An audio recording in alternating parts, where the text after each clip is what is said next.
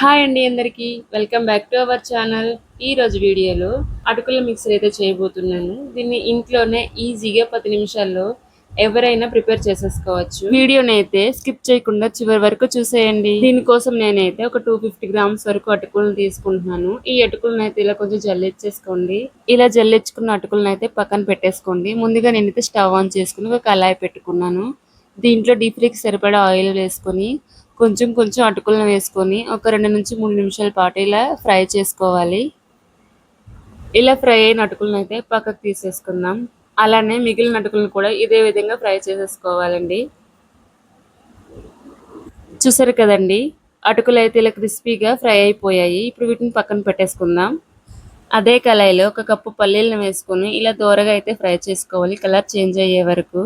ఇలా ఫ్రై అయిన పల్లీలను అయితే ముందుగా ఫ్రై చేసుకున్న అటుకుల్లో అయితే వేసేసుకుందాం. అదే విధంగా ఒక అరకప్పు పుట్నాల పప్పును కూడా ఒక 1 మినిట్ పాటు ఇలా ఫ్రై చేసేసుకోండి. మనం ముందుగా ఫ్రై చేసి పెట్టుకున్న అటుకులు పల్లీల్లో దీన్ని కూడా వేసేసుకుందాం.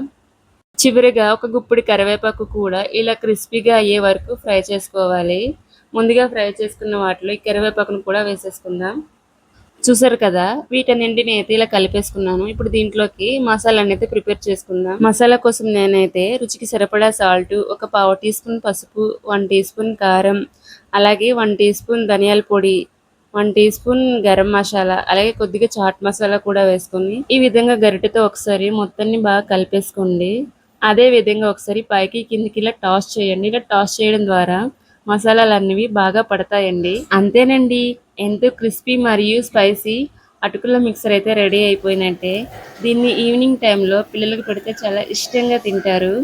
దీన్ని 1 మంత్ పాటు స్టోర్ కూడా చేసుకోవచ్చు. ఈ వీడియో కనుక మీకు నచ్చినట్లయితే లైక్ చేయండి, షేర్ చేయండి, అలాగే సబ్స్క్రైబ్ చేసుకోండి.